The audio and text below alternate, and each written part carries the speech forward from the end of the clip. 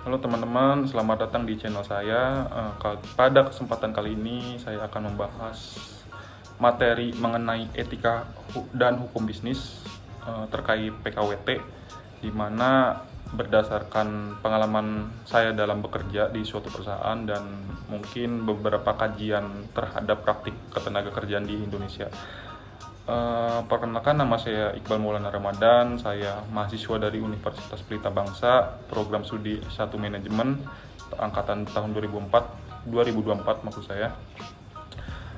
Mungkin langsung saja ke pembahasan. Yang pertama itu pengertian dari PKWT itu sendiri atau kepanjangan dari PKWT itu sendiri. Nah, PKWT itu kepanjangannya itu perjanjian kerja waktu tertentu, di mana perjanjian kontrak kerja di antara pekerja dan pengusaha.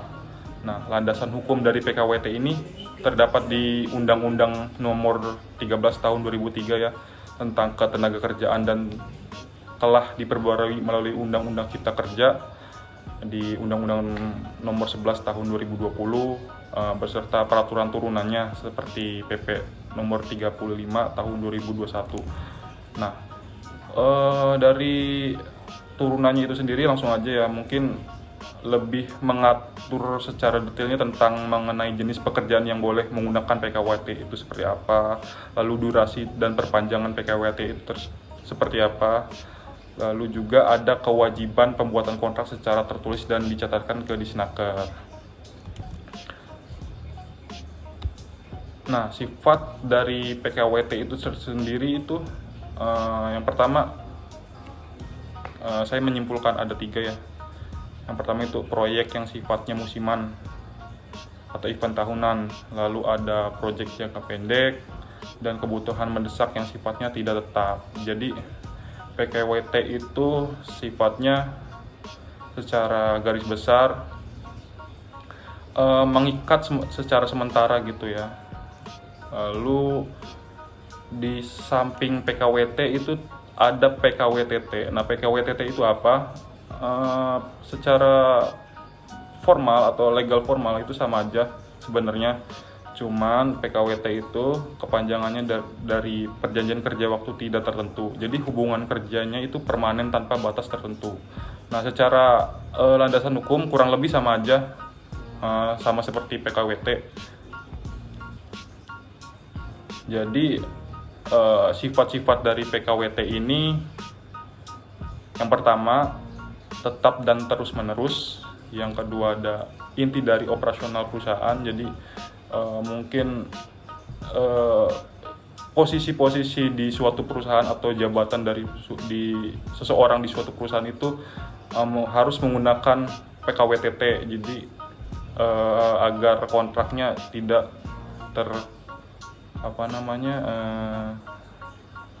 agar legal gitu ya. Lalu ada menuntut loyalitas dan jangka panjang. Jadi PKWT dan PKWTT itu ada bedanya. Nah, bisa dilihat dari perbandingan tabel yang mungkin saya rangkum. Nah, dari sifat pekerjanya ya tadi yang sempat saya sampaikan. Nah, PKWT itu sifatnya sementara, musiman, atau proyek tertentu. Nah, dari PKWT sendiri, maksud saya PKWTT itu tetap dan berkelanjutan. Nah, dari segi durasi itu PKWT itu maksimalnya secara kontrak itu 5 tahun per 5 tahun termasuk perpanjangan. Nah, kalau PKWTT itu tidak terbatas. Jadi tidak ada aturan atau legal standing yang mengatur bahwa PKWTT itu diatur dalam periode tertentu, itu tuh nggak ada. Jadi ya udah terserah perusahaan gitu. Lalu ada secara pemutusan kontrak itu dari PKWT sendiri ada ya sifatnya otomatis berakhir sesuai kontrak. Nah, kalau misalkan PKWTT itu harus melalui prosedur PHK dulu. Jadi kalau misalkan ketika ingin diperpanjang si pekerja tersebut, nah dia harus melalui proses PHK terlebih dahulu. Setelah dalam beberapa periode tertentu itu dia sudah tidak dinyatakan bekerja lagi secara resmi atau secara tertulis, dia baru kalau misalkan dari pihak perusahaannya ingin merekrut lagi, dia harus PKWT ulang lagi atau taken kontrak ulang lagi. Nah, di satu sisi dari hak pekerja, dari PKWT sendiri tidak selalu mendapat pesangon. Jadi ketika kontrak itu habis, jadi pekerja tidak bisa menuntut pesangon yang akan diberikan perusahaan kepada dia gitu ya. Sementara dari PKWT sendiri, dia berhak atas pesangon dan tunjangan lainnya. Lalu ada cuti atau hak gitu ya. Salah satu hak dari pekerja itu wajib diberikan jika bekerja lebih dari 12 bulan. Setelah itu dari PKWT sendiri, dibandingin PKWT diberikan secara rutin setiap tahun. Lalu ada syarat PKWT. Nah, syarat PKWT sendiri ada syarat subjektif dan objektif ya. Nah, dari syarat subjektif itu merujuk pada kondisi para pihak. Jadi antara pekerja dan perusahaan atau pemberi kerja gitu ya. Jadi salah satu syaratnya itu harus dengan kemauan bebas, jadi tanpa adanya paksaan atau manipulasi. Lalu ada kecakapan hukum, jadi kedua belah pihak itu harus cakap hukum. Jadi secara tertulis atau secara legal standing itu pihak perusahaan terutama harus melandaskan beberapa aturan lewat undang-undang ketenagakerjaan gitu yang sudah diatur oleh pemerintah. Jadi di sini pemerintah itu sebagai penengah antara pekerja dan pemberi usaha atau pengusaha. Lalu ada kedudukannya setara. Jadi tidak ada pemaksaan dari pihak pengusaha kepada calon pekerja gitu. Jadi ya seperti itu. Lalu ada syarat objektif. Jadi ini merujuk pada isi perjanjian kerjanya, yaitu ya mungkin secara teknis yang ada di dalamnya gitu ya.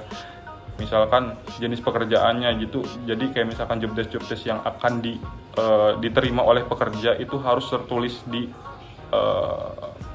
lampiran kontrak PKWT tersebut. Lalu ada jangka waktu, itu harus dan wajib ada di dalam surat tersebut atau perjanjian tersebut. Nah, yang terakhir itu tertulis ya. Jadi maksud tertulis ini apa? Jadi pihak pemberi usaha itu harus mempunyai dokumen-dokumen terkait kontrak antara pekerja dan perusahaan, dan di antara keduanya itu harus mempunyai salinannya gitu. Lalu hubungan dalam undang-undang ketenagakerjaan, jadi hubungannya itu dengan PKWT itu seperti apa? Jadi dalam undang-undang ketenagakerjaan, hubungan kerja itu merupakan hubungan antara pekerja dan pengusaha yang dilandasi oleh perjanjian kerja. Jadi adanya pekerjaan dan adanya upah. Nah, PKWT tetap menciptakan hubungan kerja secara resmi meskipun durasinya terbatas. Tapi karena sifatnya jangka pendek nih, jadi seringkali hak-hak dari si pekerja ini dalam hubungan kerja diabaikan atau dikurangi gitu. Dengan kata lain, PKWT merupakan produk yang dibuat untuk mengatur perjanjian kontrak kerja, jadi antara pekerja dan pengusaha yang diatur dalam undang-undang ketenagakerjaan. Jadi secara relevansi itu relevan gitu ya. Jadi si PKWT ini merupakan suatu produk dari ketentuan atau kebijakan dari sebuah negara mungkin ya, bisa dibilang, atau instansi atau pemerintahan yang dibuat untuk mengatur atau menengahi lajur atau jalur bukan peresmian ya, apa sih ya, agar lebih teratur gitu ya. Jadi si hubungan kerja dan relevansinya itu jadi agar bisa teratur. Jadi ya intinya PKWT itu adalah produk dari hubungan kerja itu sendiri. Lalu ada contoh atau bukti PKWT.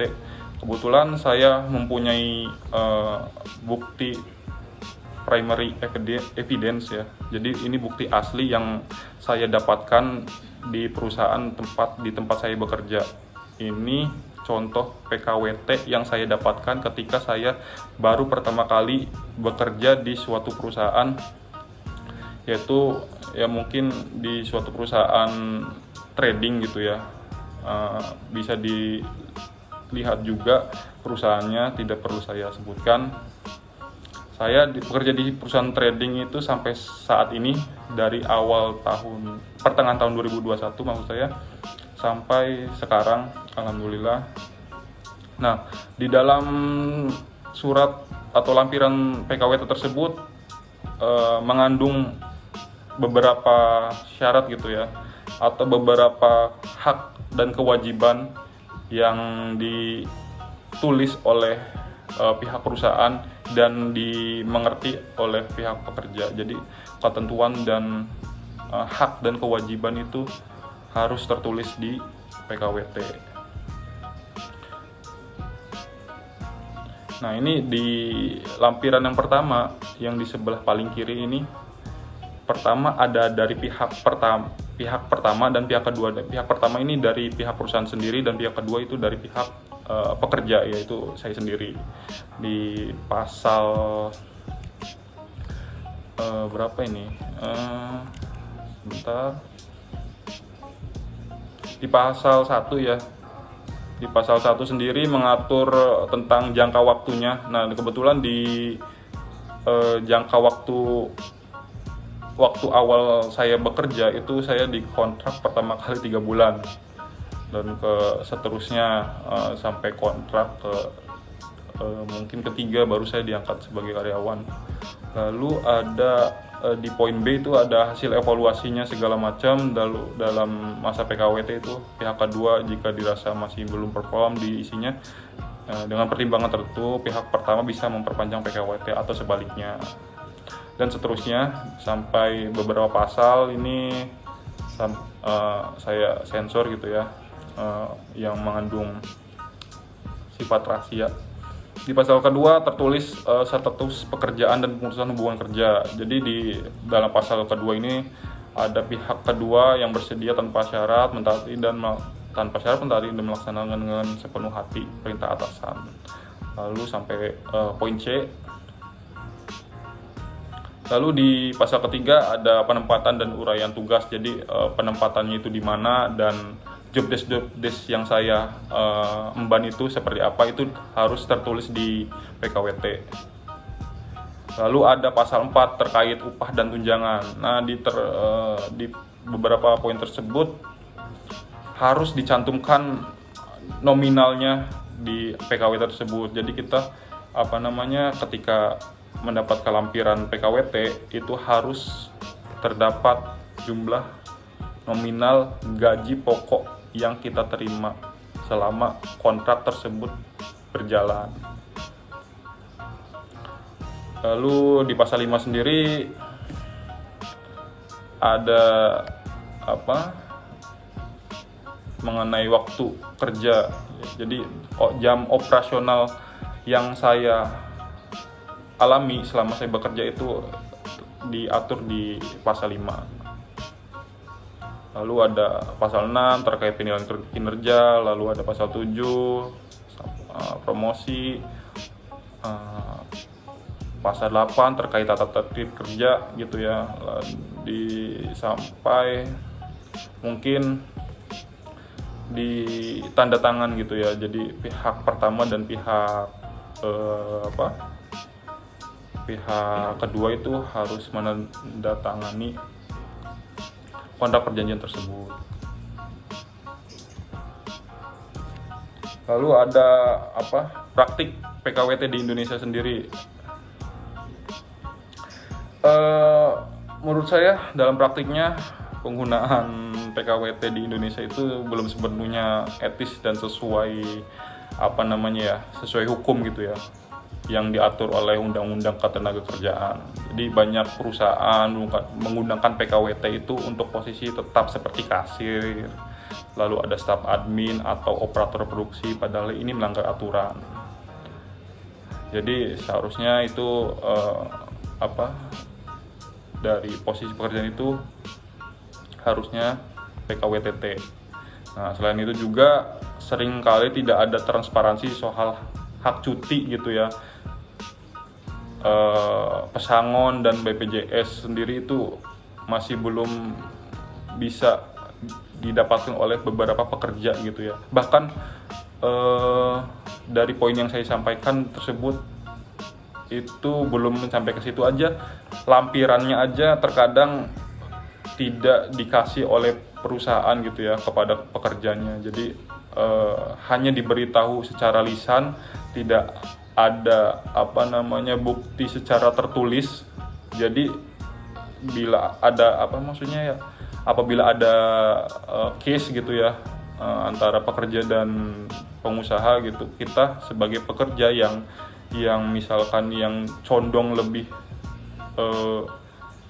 tidak diuntungkan, itu kita untuk mencari landasan pembuktiannya itu cukup sulit karena dari perusahaannya sendiri tidak memberi bukti atau lampiran dari PKWT-nya tersebut. Jadi ya mungkin ada beberapa pelanggaran yang umum terjadi. Jadi misalkan PKWT ditetapkan posisi tetap yang tadi saya sampaikan, tidak ada kejelasan kontrak, lalu ada tidak diberikan hak cuti, lalu dan kontrak diperpanjang itu lebih dari ketentuan tanpa jeda. Jadi terus saja misalkan setelah 5 tahun, kan itu kalau PKWT kan yang tadi saya sampaikan di awal itu kan 5 tahun ya. Jadi setelah 5 tahun ada atau pada aktualnya itu banyak pekerja yang kontraknya lebih dari 5 tahun itu masih di kontrak PKWT yang seharusnya itu melanggar aturan. Jadi artinya dalam praktik PKWT itu menurut saya masih belum sepenuhnya sesuai dengan prinsip etika bisnis atau keadilan, transparansi, dan tanggung jawab dari pihak perusahaan. Nah, dari kesimpulan pembahasan materi ini dapat disimpulkan bahwa PKWT itu sebenarnya perjanjian yang sah gitu ya, namun hanya jika digunakan sesuai dengan dengan peraturan dan etika bisnis gitu.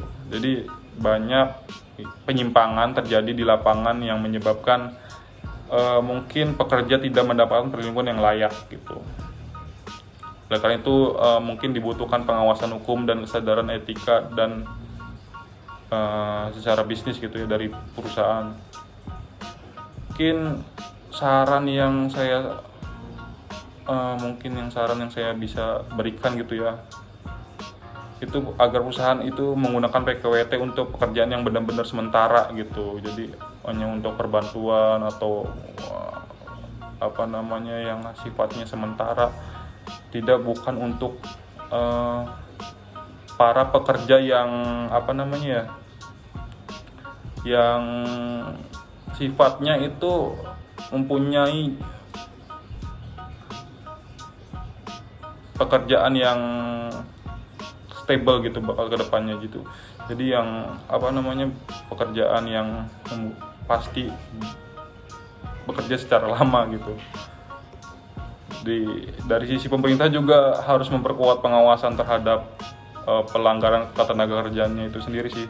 Jadi beberapa contoh dari ketegasan mungkin kebijakan pemerintah yang sekarang ini mungkin terkait ijazah ya. Ijazah itu mungkin sudah mulai diperhatikan gitu ya, tentang penyitaan dari perusahaan. Mungkin pembahasan saya bukan ke situ. Ini terkait PKWT. Mungkin itu aja hasil materi atau pemaparan dari materi yang saya sampaikan. mengenai etika dan hukum bisnis terkait PKWT. Nah, semoga materi ini dapat menambah pemahaman kita bersama tentang pentingnya perlindungan kerja yang adil dan etis. Terima kasih atas perhatiannya. Sampai jumpa.